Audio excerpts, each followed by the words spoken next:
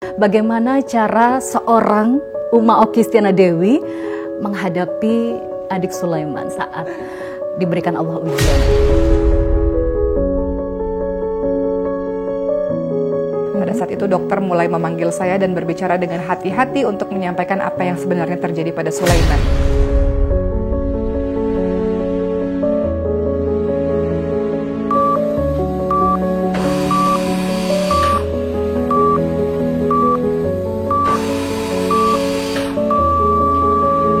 Dokter belum bisa mengetahui keadaan Sulaiman secara pasti karena membutuhkan waktu untuk mengetahui anak ini kenapa. Bernafas pakai otot, makanya ada yang namanya sleep apnea. Sleep apnea itu ada nafas yang berhenti.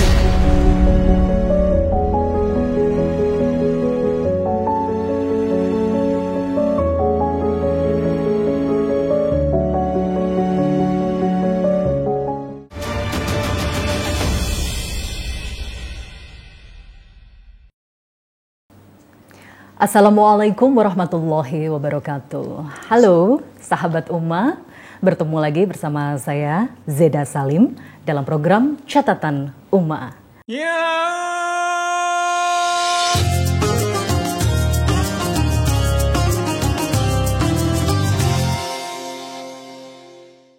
Sahabat Uma, apa kabar Anda hari ini? Semoga selalu sehat, diberkahi Allah, bahagia, dirahmati oleh Allah Subhanahu wa taala. Dalam catatan Uma kali ini kita akan membahas satu topik yang berkaitan dengan ibu dan juga anak. Sahabat Uma, seorang ibu pasti ingin sekali memiliki anak yang tumbuh dalam keadaan normal, sehat, ya, tanpa ada suatu kekurangan apapun. Namun faktanya di dunia ini ternyata Allah menguji beberapa ibu memiliki anak dengan beberapa keadaan yang spesial, ya, di mana keadaan yang spesial tersebut sedikit menguji seorang ibu untuk bisa lebih sabar dalam menangani beberapa anak yang memiliki kebutuhan khusus. Nah, bagaimana caranya agar seorang ibu bahkan orang tua khususnya agar bisa lebih sabar dalam menghadapi ujian saat Allah memberikan seorang anak yang berkebutuhan khusus. Kita akan membahasnya lebih jauh dalam catatan Uma kali ini. Seperti biasa, sahabat Uma, kali ini saya tidak sendiri, saya ditemani oleh Ustazah Uma Okistina Dewi. Langsung saja kita sapa beliau. Assalamualaikum. Waalaikumsalam warahmatullahi wabarakatuh. Masya Allah. Apa kabar Uma, sehat? Baik, alhamdulillah sehat. Masya Allah. Kita kompak hari ini ya, hijau-hijau ya. Masya Allah. Warna bidadari surga kalau di Al-Quran ya. Amin, dan para ibu-ibu di rumah insya Allah akan menjadi ibu bidadari surga juga ya. Amin. Surga karena sabar ya, merawat anaknya, membesarkan anaknya ya. Apalagi jika diberikan ujian, anak-anak yang berkebutuhan khusus ya. Ini tentu tidak mudah ya Uma ya. Dan pastinya Uma adalah salah satu public figure yang diuji oleh Allah karena memiliki anak yang spesial itu tadi ya. Ada kebutuhan khusus dan harus memiliki kesabaran yang Masya Allah luar biasa. Uma, kita coba langsung saja to the point. Ya. Saya tertarik sekali, sahabat Uma mungkin juga sangat tertarik sekali dengan kondisi adik Sulaiman ya. Adik Sulaiman ini tentunya banyak sekali poin-poin yang harus dihadapi dengan kesabaran yang luar biasa ya. Bagaimana cara seorang ibu Uma Okistina Dewi menghadapi adik Sulaiman seperti itu pada saat awalnya, bagaimana perasaannya saat diberikan Allah ujian?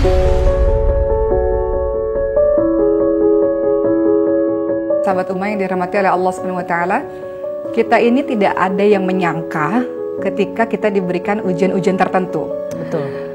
Semua seperti tiba-tiba, kadang-kadang ini mimpi atau nyata seperti itu. Tapi mau tidak mau, suka tidak suka, itulah takdir yang Allah berikan kepada diri kita, yang mana kita harus menerima takdir tersebut. Betul. Mengenai Sulaiman sendiri, pada saat Sulaiman lahir, semuanya dalam keadaan sangat baik. Hamilnya baik, melahirkannya paling enak karena saya tidak rasa sakit, biusnya juga. Masya Allah. Semuanya enak, hanya saja ketika Sulaiman lahir tidak terdengar suara menangisnya. Yang singkatnya, Sulaiman berada di NICU selama 2 minggu dan dokter menduga berbagai macam dalam tubuhnya ini ada sesuatu. Sehingga saya masih ingat betul, mungkin teman-teman semua juga sudah pernah mendengar cerita ini, bahwa di hari ketiga saya masih berada di rumah sakit. Pada saat itu dokter mulai memanggil saya dan berbicara dengan hati-hati untuk menyampaikan apa yang sebenarnya terjadi pada Sulaiman.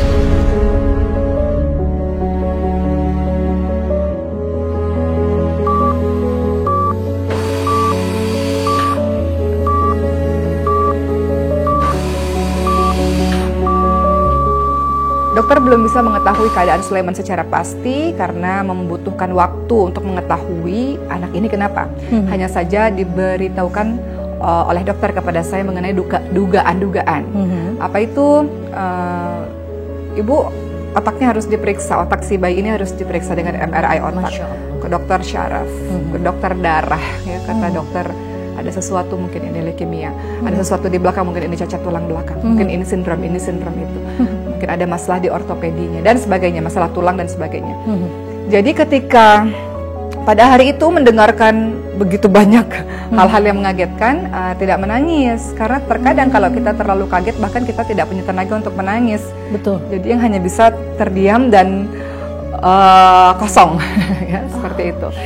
Nah kemudian yang terjadi, saya manusia biasa, sahabat Uma semuanya, 7 hari pertama memang menangis. Suami juga yang nggak pernah menangis. Saya ingat sekali suami saya menangis itu ketika ayahnya meninggal dunia. Saya lihat beliau nangis. Setelah itu tidak pernah menangis. Sampai kemudian Sulaiman ini dokter menyampaikan tersebut, kemudian suami juga menangis. Jadi itu awal-awal yang kita manusia biasa kita lumayan kaget. Tapi alhamdulillah seiring berjalannya waktu kita baik-baik saja. Terpukul sekali ya di awal pasti ya. Kaget, tidak menyangka. Wah ternyata kena juga nih, bahwa Masya Allah teman-teman di luar sana kita lihat banyak anak-anak yang luar biasa dan mereka hebat. Betul. Oh ternyata Allah juga berikan juga kepada saya, Masya Allah. Ya betul, jadi intinya Uma dan juga suami ya juga terpukul awalnya, kaget, shock, dan mungkin sampai tidak bisa berkata apa-apa saat menghadapi ujian seperti itu ya. Menghadapi adik Sulaiman yang diberikan kebutuhan khusus, spesial oleh Allah ya. Dan tentu itu membutuhkan kesabaran yang luar biasa. Sulaiman itu mengalami kelainan genetik. Apa itu namanya? Sindrom Prader-Willi. Oke, itu kelainan genetik seperti apa sih, Uma? Ya, kelainan genetik sindrom Prader-Willi ini dia mengenai, kalau kita lihat presentasinya itu 1 dibanding 30.000 kelahiran bayi di dunia. Di dunia. Masya Allah. Jadi itu yang disebut sebagai penyakit langka, sindrom Prader-Willi. Yang banyak lah kalau kita baca Google. Saya sendiri ketika baca Google dan lihat video-video di YouTube itu awalnya tambah shock dan tambah shock. Kemudian dokter mengatakan kekhawatirannya semakin bertambah, ketakutannya semakin bertambah di awal-awal ya. Begitu ya, kadang-kadang memang dokter ataupun Google dan sebagainya memang memberitahukan informasi yang paling terburuk. Betul. Bagus supaya kita bersiap-siap dengan segala kemungkinan yang terjadi seperti itu. Walaupun sebenarnya ada yang kita bisa usahakan, ada yang kita bisa ikhtiar untuk hidupnya optimal. Seperti itu. Separah apa sih kondisi adik Sulaiman di awal pada saat baru mendengar kabar itu? Kalau kalau keadaan Sulaiman sendiri memang karena sindrom Prader-Willi ini ada hipotonia atau otot yang lemah, sehingga kita memahami bahwa semua yang kita lakukan ini membutuhkan otot. Bernafas itu memerlukan otot, mengenyot ASI ya, itu juga butuh otot. Bergerak apalagi pasti butuh otot. Tapi faktanya pada adik Sulaiman, pada awal-awal kelahiran memang pada akhirnya karena tidak bisa mengenyot, karena mengenyot itu butuh otot, harus pakai selang yang menyambung kepada lambungnya untuk diberikan ASI. Sampai sekarang saya yakin tidak hanya saya tapi teman-teman semua, karena kita sudah pernah di NICU ya teman-teman semua, pasti ibu-ibu yang pernah anaknya di NICU itu ada bunyi titit, titit. Nah itu tuh pasti masih terngiang-ngiang terus sampai hari ini gitu. Ada ketakutan apa yang akan terjadi pada anak saya sebentar lagi. Itu setiap gitu hari. Karena setiap hari menunggu panggilan dokter. Dokternya kan banyak sekali. Jadi aduh nih panggil berapa dokter yang menangani adik Sulaiman? Berapa belas lah. Masya Allah. Kalau teman-teman lain kan hampir sampai 20 sekian, berapa belas gitu. Masya Allah. Jadi awal-awal itu cukup tegang nih mau dipanggil dokter lagi. Apa nih hasil pemeriksaan seperti itu. Masya Allah, Masya Allah. Tapi Sulaiman tadi yang Mbak Zida mohon maaf yang tadi dia hipotonia, otomatis nangis saja enggak. Karena kan menangis pakai otot. Betul. Nah, bernafas pakai otot. Makanya ada yang namanya sleep apnea. Sleep apnea itu ada nafas yang berhenti.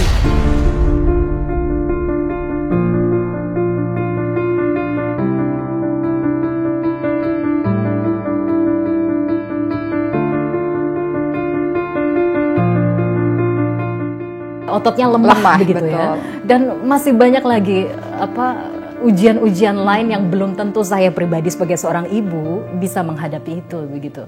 Lalu bagaimana caranya agar kita sebagai seorang ibu atau bahkan orang tua bisa kuat, tangguh dan sabar saat memiliki ujian diberikan Allah anak yang berkebutuhan khusus seperti adik Sulaiman contohnya. Betul. Ada beberapa cara yang bisa kita lakukan supaya kita ridha dengan ketentuan dari Allah Subhanahu wa taala. Sebenarnya sebelum membahas apa yang ditanyakan oleh Mbak Zeda, ini tidak hanya sekadar mendapatkan anugerah berupa anak yang sangat luar biasa, tapi ini juga berlaku untuk umum. Kadang-kadang kalau kita menghadapi ujian-ujian yang Allah berikan kepada kita, ada 4 jenis orang.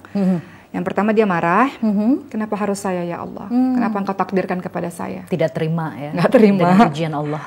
Dan kita tidak bisa memungkiri juga bahwa banyak juga teman-teman kita yang ketika Allah menganugerahi anak kepada beliau, biasanya awal-awal itu nggak terima. Sebagian orang nggak terima dengan keadaan itu. Padahal yang harus dilakukan pertama kali adalah menerima dulu.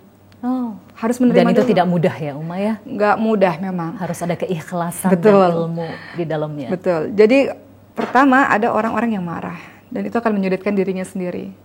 Kemudian yang kedua ada orang-orang yang sabar. Sabar itu dia mampu berteriak, dia mampu melawan tapi dia tahan. Yang ketiga ridha, dia nggak ada rasa sakit sama sekali.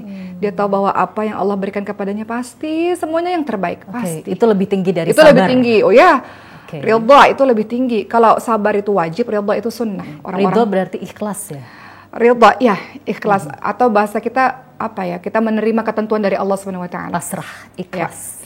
Kemudian yang keempat adalah bersyukur. Nggak semua orang loh bisa dikasih anugerah, makanya untuk para ibu-ibu hebat di luar sana yang sudah sampai kepada tahapan bersyukur itu Masya Allah luar biasa. Dan ini lebih tinggi dari ridho. Pasti, alhamdulillah ala kulli hal. Jadi orang-orang beriman itu kalau dikasih kesenangan dia ucapkan alhamdulillah, segala puji bagi Allah. Ketika diberikan kesedihan dia memuji juga, segala puji bagi Allah untuk semua keadaan. Pasti ada kebaikan di balik ujian yang Allah berikan, begitu ya. Nah caranya gimana supaya kita ridha, supaya kita menerima, ikhlas. Kita bisa menjalani semua yang ditakdirkan oleh Allah SWT. Pertama, mengimani bahwa itu bagian dari takdir Allah. Kalau Allah sudah mentakdirkan apapun itu, mau nggak mau kita hanya seorang yang menjalankan skenario-nya Allah kan. Betul. Seperti itu. Kenapa? Karena Allah Subhanahu wa taala mencatat takdir setiap makhluk sebelum 50.000 tahun, sebelum penciptaan langit dan bumi. Artinya apapun yang terjadi sudah ketentuan dari Allah Subhanahu wa taala. Makanya ciri orang beriman itu salah satunya adalah beriman kepada qada dan qadar kan. Dia beriman kepada takdir Allah. Betul. Kalau kita memahami bahwa ini bagian dari takdir Allah, insya Allah kita bisa menerima. Yang kedua yang harus dilakukan adalah bahwa selalu yakin dan percaya bahwa pasti selalu ada hikmah, selalu ada kebaikan. Hanya saja kadang manusia ini, mata kita sangat kecil dan terbatas pengetahuan kita. Kadang-kadang kita menganggap itu buruk. Padahal dalam semua yang Allah takdirkan kepada kita adalah bahwa semuanya itu pasti ada hikmahnya. Dalam surah Al-Mu'minun ayat 115 sampai 116 Allah Subhanahu wa taala ingatkan, maka apakah kamu mengira bahwa sesungguhnya kami menciptakan kamu secara main-main saja? Bahwa kamu tidak akan dikembalikan kepada kami? Jadi Allah membuat kita hidup di dunia ini bukan main-main. Pasti ada ujian demi ujian supaya liyabluwakum ayyukum ahsanu amala. Allah ingin lihat siapa yang terbaik amalannya di antara kita. Seperti itu. Pasti ada kebaikan di balik ujian itu ya. Jadi Allah tidak akan membiarkan itu terjadi jika tidak ada hikmah di baliknya. Selalu ada kebaikan. Ya. Tidak ada orang yang nangis dan sedih terus-menerus. Ya. Dan kita mungkin kalau melihat ujian itu tidak bisa hanya kita pandang dengan mata kita yang terbatas, tapi kita lihat dengan hati. Ya, atau lambat laun Allah pasti memberikan yang terbaik di balik semua ini. Itu kan hanya bisa pakai hati tuh Uma. Kalau pakai pandangan fisik terbatas, tidak bisa sampai ke situ ya. Betul. Makanya dalam surah Al-Baqarah 216 dikatakan a'udzubillahi minasyaitonir rajim wa 'asa an takrahu syai'an wa huwa khairul lakum wa 'asa an tuhibbu syai'an wa huwa syarrul lakum wallahu ya'lamu wa antum la ta'lamun. Boleh jadi apa yang kamu tidak suka itulah yang paling baik untukmu. Betul. Masya Dari situ kemudian saya jadi belajar Mas Zeda. Belajar apa? Dulu kalau ngelihat anak bisa jalan ya biasa aja. Dulu ngelihat anak nangis ya biasa aja. Kadang-kadang aduh berisik banget nih anak sekarang nangis. Berubah. Wah sekarang berubah. Ibu-ibu semua nangis itu artinya anak kita sehat. Anak itu bisa jalan, Masya Allah. Anak itu sehat. Jadi ini secara tidak langsung bersyukur. Pelajaran yang bisa kita ambil dari apa yang Uma jalani, yang Uma alami adalah dengan memiliki anak spesial berkebutuhan khusus seperti adik Sulaiman, otomatis secara tidak langsung mengangkat derajat kita lebih tinggi sebagai seorang ibu. Amin. Yaitu kita diberikan Allah ilmu bersyukur. Ya Uma ya. Betul. Itu Masya Allah, itu derajat yang sangat tinggi sekali. Sahabat Uma semuanya, tahu nggak sih kalau Scarlett? Nah, ini ada shower scrub dan variannya banyak sekali. Salah satunya yang saya pegang ini ada mango. Dan semua shower scrub dari Scarlett ini ada kolagennya teman-teman sekalian yang bagus banget untuk kulit kita. Dan juga ada bead scrubnya sehingga bisa mengangkat kulit mati kita. Jadi jangan lupa untuk pakai Scarlett setiap hari.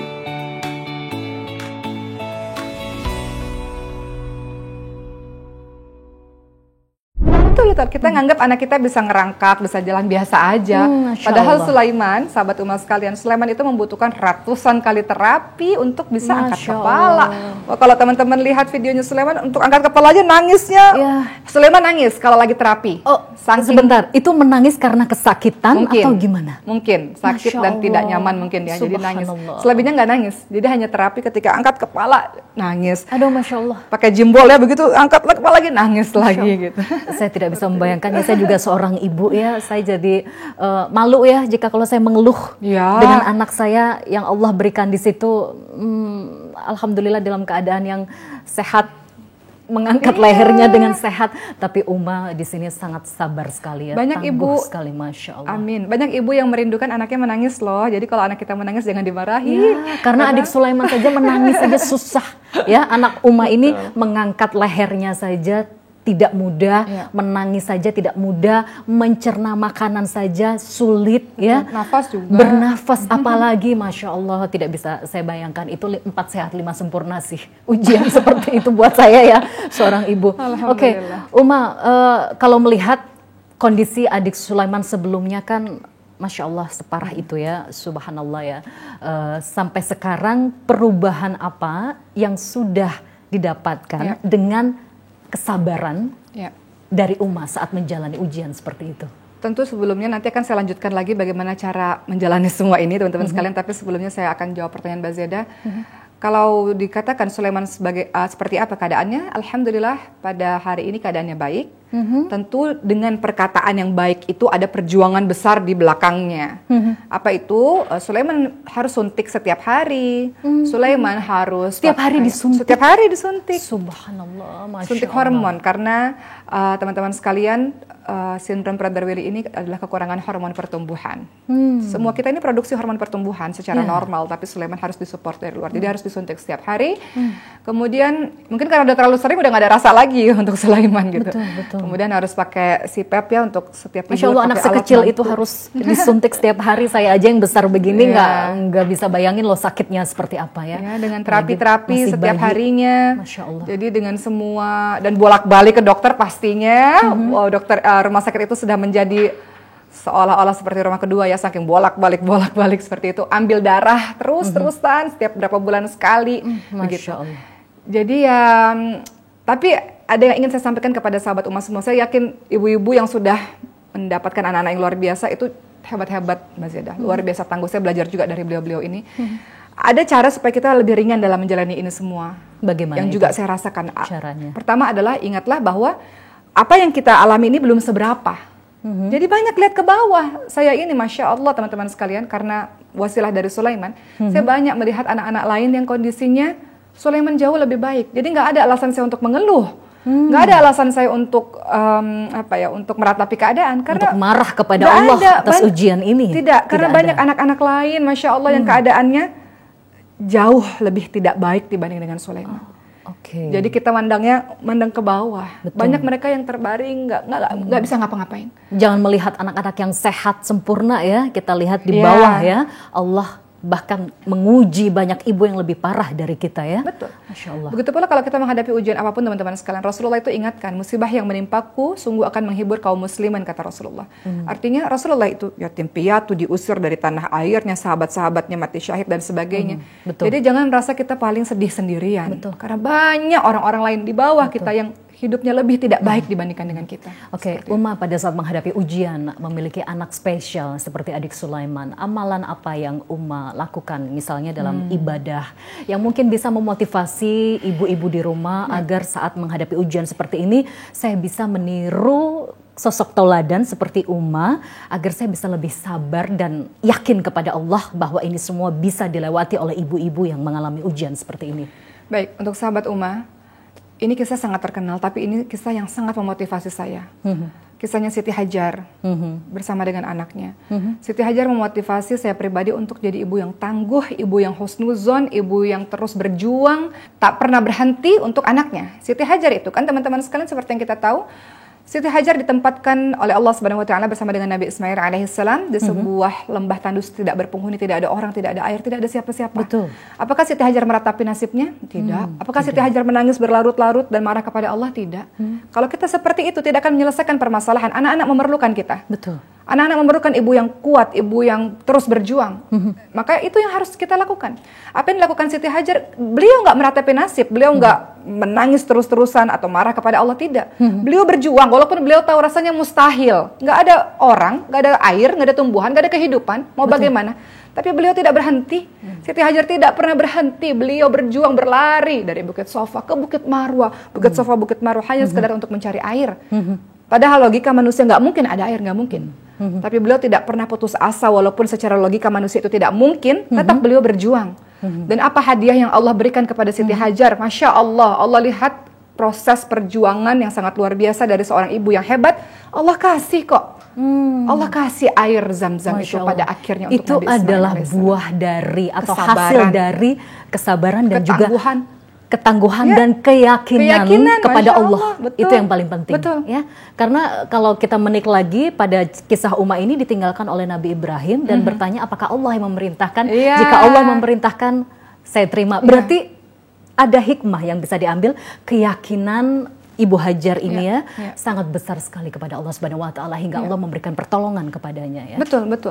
Jadi dan teman-teman itu sekalian, juga yang dirasakan Uma. Oh, pasti Uma harus juga memiliki keyakinan yang besar pada Allah ya. Pada saat menghadapi ujian adik Sulaiman seperti itu. Prader-Willi syndrome itu teman-teman sekalian, kalau kita lihat di Google dan sebagainya, hanya sekian persen saja yang bisa terus belajar dengan baik dan sebagainya. Dan saya tidak pernah berkonsentrasi dengan puluhan persen lainnya yang mengatakan sindrom Prader-Willi ini seperti itu, tidak. Saya hanya berkonsentrasi dengan sekian persen, walaupun kemungkinan itu kecil, tapi saya yakin insya Allah Sulaiman berada dalam sekian persen yang sedikit itu, insya Allah. Masya Allah, Masya Caranya bagaimana teman-teman? Ini mohon izin saya cerita sedikit. Ini bukan bagian dari riya, tapi semata-mata saya ingin bercerita. Pasca pandemi, walaupun sekarang masih ada pandemi ya, hanya saja saya sudah menjalankan safari dakwah, Mas Eda. Setiap kali saya safari dakwah, apa yang saya minta sama Allah Subhanahu wa taala, saya perlu dakwah itu. Kenapa? Karena di akhir dari ceramah itu biasanya kita semua akan berdoa, dan saya menyelipkan doa untuk Sulaiman di sini.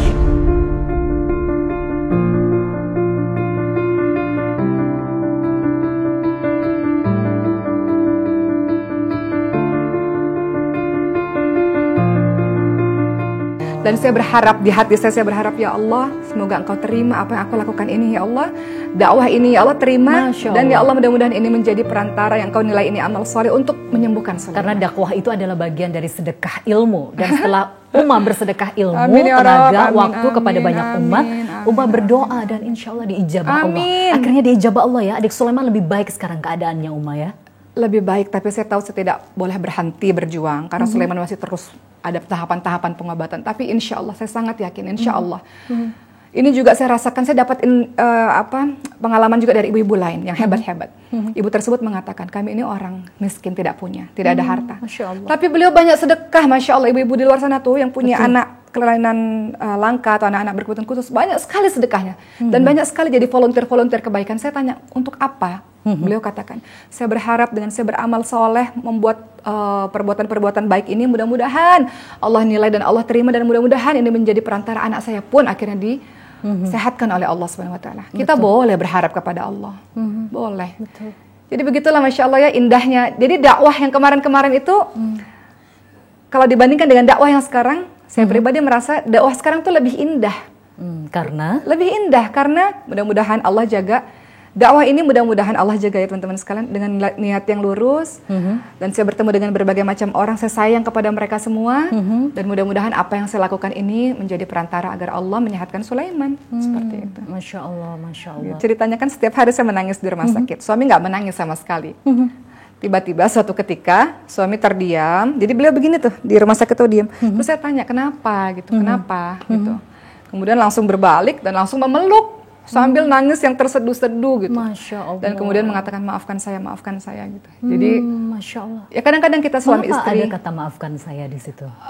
Wallahu a'lam kenapa beliau mengatakan demikian. Tapi maafkan saya, maafkan. Padahal beliau tidak ada berbuat apa-apa. Masya Allah. Tidak ada perbuatan apa-apa yang menyakiti hati saya. Tidak ada sama Ya, sekali. tapi ini ada hikmah yang bisa diambil ya. Jadi pada saat menghadapi ujian, suami Uma lebih muhasabah diri, Ya, Masya meminta Allah. maaf ya. Ini bisa dicontoh ya untuk Padahal orang tua di secara rumah. saya pribadi nggak ada apa-apa, nggak ada Betul. masalah apa-apa. Mungkin Betul. tapi karena beliau merasa mungkin ada andil kesalahan atau apa. Betul, Wallahu a'lam. betul. Tapi di sinilah kita bisa belajar, teman-teman sekalian. Saya bisa belajar. Kadang-kadang kita butuh dikuatkan pasangan kita. Kadang-kadang kita yang menguatkan pasangan kita seperti itu.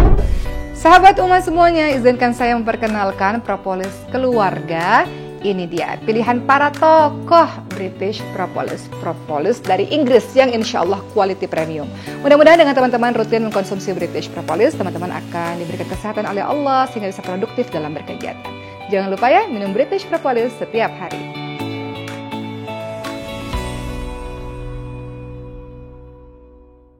Kalau kita menilik lagi pada kisah Rasulullah Sallallahu Alaihi Wasallam yang memiliki beberapa sahabat, ternyata sahabat dari Rasulullah juga ada yang memiliki kebutuhan-kebutuhan khusus ya, Uma ya.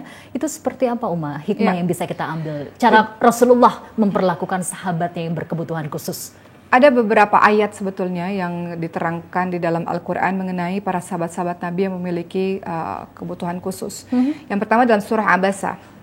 Bahwa Rasulullah SAW, sahabat-sahabat semua memiliki seorang sahabat yang tidak bisa melihat. Yang kemudian pada hari itu sahabat tersebut ingin sekali belajar dengan Rasulullah SAW.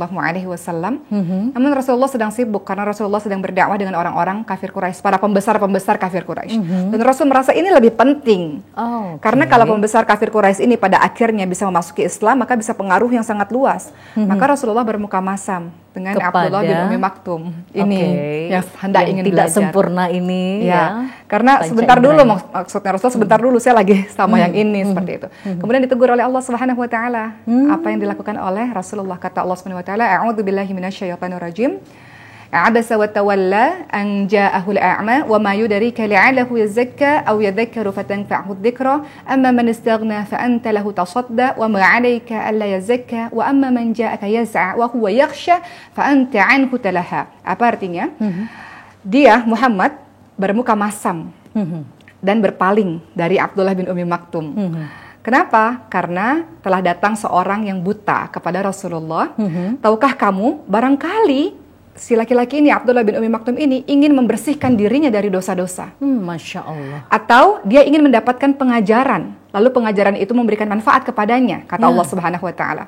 Kemudian adapun orang yang merasa dirinya serba cukup, orang-orang pembesar tadi kafir Quraisy yang Rasulullah sangat fokus sekali dengan orang-orang tersebut, maka kamu melayaninya, padahal tidak ada celaan atasmu kalau dia tidak membersihkan diri atau beriman. Dan adapun orang yang datang kepadamu dengan bersegera untuk mendapatkan pengajaran, sedang ia takut kepada Allah Subhanahu wa taala. Masya Jadi Allah. Allah menegur Nabi Muhammad SAW untuk bersikap juga baik kepada orang berkebutuhan khusus ini.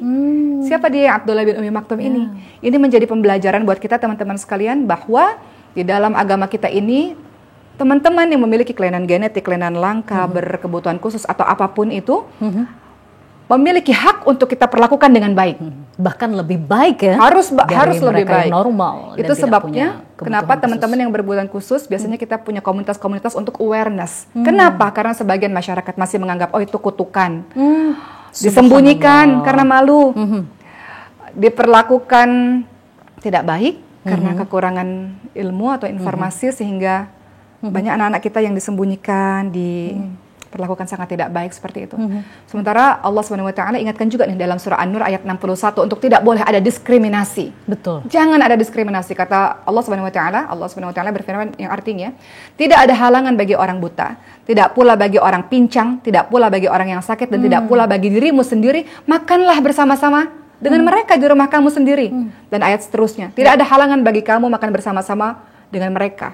Artinya adalah jangan dibeda-bedakan. Nggak boleh kita mendiskriminasikan orang. Mereka tidak memilih kok Betul. untuk seperti itu. Masya Allah. Di pandangan mata kita mereka kurang, tapi bisa saja justru dengan begitu mereka adalah Ya. Betul. Dihisapnya, kita yang lebih susah dihisapnya, banyak dosanya. Masya Allah, Masya Allah. Jadi hikmah yang bisa kita ambil dari kisah tauladan yang disampaikan oleh Umma adalah bahwa Rasulullah Sallallahu Alaihi Wasallam saja manusia yang sangat sempurna dihimbau oleh Allah untuk muhasabah diri. Ya, tidak boleh bersikap yang berbeda dengan mereka yang normal. Apalagi kita sebagai orang tua, sebagai manusia yang tidak sesempurna Rasulullah, ya, kita banyak muhasabah diri ya saat kita menghadapi ujian. Misalnya diberikan anak yang berkebutuhan spesial atau khusus. Oke, baik. Terakhir Umma, dalam catatan Umma kali ini bisa diberikan motivasi untuk ibu-ibu di rumah, untuk orang tua di rumah agar tetap kuat dan sabar. Yang jelas sahabat Umma yang dirahmati oleh Allah Subhanahu wa taala, kita tahu bahwa sebagian orang di luar sana, dan mudah-mudahan itu tidak terjadi kepada diri kita, sangat malu bahkan minder ketika Allah anugerahi anak-anak yang berkebutuhan khusus kepada kita, atau bahkan ada orang-orang yang menyembunyikan dari khalayak ramai. Tidak mau ditunjukkan, tidak mau diajak kemana-mana karena rasa malu. Masya Allah, subhanallah. Maka ingatlah wahai sahabat Umma semua, ingat bahwa ciptaan Allah tidak pernah ada yang gagal. Tidak ada, teman-teman sekalian. Mereka semua istimewa. Keistimewaannya terletak di mana? Keistimewaan mereka terletak pada saat yaumul hisab nanti. Yaumul hisab nanti. Mereka tidak mendapatkan banyak pertanyaan seperti kita. Mereka hanya ditanya mengenal Allah atau tidak. Mengenal Allah, maka mereka masuk surga. Masya Allah. Langsung. Dan bisa jadi anak yang berkebutuhan khusus ini bisa jadi penghalang kita ke neraka ya. Bisa mengantarkan kita ke pintu surga. Kalau kita sabar. Maka Allah Subhanahu wa taala, teman-teman sekalian, pahamilah, Allah Subhanahu wa taala mengganti penderitaan mereka di dunia dengan kenikmatan di akhirat, dan itu abadi, Masya Allah. Sehingga sahabat Umma semua, Allah menitipkan kepada kita karena Allah tahu kita mampu dalam merawat anak-anak itu. Allah tidak pernah salah dalam memilih tempat, dan Allah tidak pernah salah dalam memilih orang. Jadi ibu-ibu atau ayah yang dianugerahi anak berkebutuhan khusus, kita sering dengar anak yang spesial dianugerahi kepada ibu yang spesial karena mampu. Insya Allah, yang mungkin orang lain tidak mampu seperti bapak dan ibu semua. Kita mendapatkan, saya tidak menyebutkan sebagai ujian, Mbak Zeda, saya mengatakannya privilege. Kenapa? Masya Allah. Saya mindset saya berubah. Ini mindset wanita yang bersyukur ya, yang derajatnya sudah Masya Allah tinggi. Itu hak istimewa. Kenapa? Karena hak istimewa itu memudahkan kita untuk menuju ke surganya Allah Subhanahu wa taala. Itu anak surga. Betul. Dan nggak semua orang dapat hak istimewa itu. Betul. Seperti itu. Sehingga teman-teman semua, kita berusaha, pahami, kita berusaha mengajari anak-anak kita semua tentang kehidupan. Namun sesungguhnya anak-anak itulah yang mengajari kita apa itu hidup. Masya Allah. Dan teman-teman semua dirahmati oleh Allah Subhanahu wa taala, jika ini informasi supaya kita nggak boleh berhenti, teman-teman sekalian. Ada sebuah kalimat yang mengatakan begini: jika kamu tidak mampu terbang, maka berlarilah wahai para ibu. Jika tidak sanggup berlari, maka berjalanlah. Jika tidak mampu berjalan, maka merangkaklah. Apapun itu, tetaplah bergerak. Jangan pernah berhenti, jangan pernah meratapi nasib. Anak-anak kita membutuhkan pertolongan kita. Masya Allah. Anak-anak kita memerlukan diri kita. Sehingga teman-teman sekalian, kitalah seorang ibu yang membangkitkan harapan untuk anak-anak kita. Kitalah seorang ibu yang percaya bahwa anak-anak kita bisa. Insya Allah. Masya Allah. Dengan segala keterbatasannya, dia bisa. Anak-anak kita adalah pintu kita ke surga. Dan katakan pada diri kita sendiri, Allah tidak akan memberi ujian melebihi kemampuan hambanya. Dan katakan, aku adalah orang tua pilihan Allah, dan Allah nilai aku ini mampu dalam mengemban amanah ini. Dan mudah-mudahan semua perjalanan ini menjadi perjalanan yang dinikmati, dan ujungnya adalah di surga nanti. Masya Allah. Bersama dengan anak-anak yang hebat ini. Insya Allah Umma, Masya Allah Umma, menginspirasi sekali ya. Jadi sahabat Umma di rumah, satu kesimpulan yang bisa kita tarik dari apa yang disampaikan oleh Umma Ustazah Okistina Dewi sebagai seorang ibu adalah pada saat kita menghadapi ujian atau bahkan menerima nikmat dengan diberikan Allah anak yang berkebutuhan khusus, adalah satu poinnya agar kita bisa sabar dan tangguh adalah kita harus memiliki keyakinan yang kuat kepada Allah. Yakin Allah akan merubah semua ujian ini menjadi nikmat dan banyak kebaikan yang bisa kita terima di balik ujian ini ya. Satu lagi ya Umma ya, keyakinan itu adalah yang paling penting ya. Keyakinan pada Allah, bukan keyakinan pada manusia. Karena manusia ada batasnya dalam menyembuhkan, tapi Allah adalah Maha Besar ya. Dan yakin kepada Allah, anak kita ini adalah surga kita ya. Nikmat yang Allah berikan agar kita bisa meraih surga. Begitu ya Umma ya. Betul. Masya Allah Umma. Terima kasih Umma. Sama-sama. Menarik Kuat sekali ya ibu-ibu semua. Dan menguatkan diri saya sendiri. Masya Allah, Masya Allah. Insya Allah. Semoga dirahmati Allah Umma atas kesabarannya, ketangguhannya, atas inspirasinya kepada sahabat Umma, terutama ibu-ibu di rumah. diberkahi Allah, dirahmati Amin. Allah dan juga keluarga semuanya. Amin. Minta doa untuk Sulaiman. Masya Allah, terutama adik Sulaiman ya, Ya. semoga diberikan kesehatan oleh Amin. Allah Subhanahu wa taala. Amin. Terima kasih Uma Sama-sama. atas motivasinya, atas ilmu. Sahabat Uma, demikian catatan Uma kali ini. Terima kasih sudah setia bersama kami. Mohon maaf jika ada khilaf dan salah kata. Saya Zeda Salim dan juga Uma Oki Stiana Dewi dan seluruh kerabat kerja bertugas. Terima kasih. Sampai jumpa. Wassalamualaikum warahmatullahi wabarakatuh. Waalaikumsalam warahmatullahi wabarakatuh.